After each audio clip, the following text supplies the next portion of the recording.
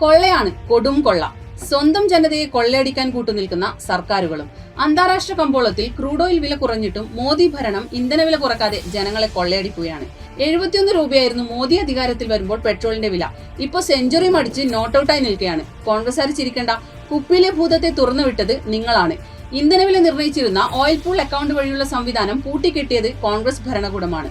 തുടർന്ന് 2010 പെട്രോൾ വില നിയന്ത്രണാധികാരം UPA സർക്കാരും 2014 ഡീസൽ വില നിയന്ത്രണാധികാരം BJP സർക്കാരും എണ്ണ കമ്പനികൾക്ക് തീരെഴുതി കൊടുത്തു.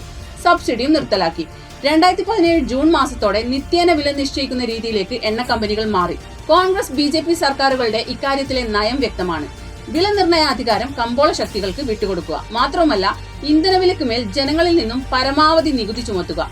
ഈ ഒരു നവലിബറൽ യുക്തിയിൽ നിന്ന് വേണം ഇപ്പോഴത്തെ പെട്രോൾ വില വർധനവിനെ കാണാൻ. എന്ത് ചെയ്യണമെന്ന് തീരുമാനിക്കേണ്ടത് നമ്മൾ തന്നെയാണ്.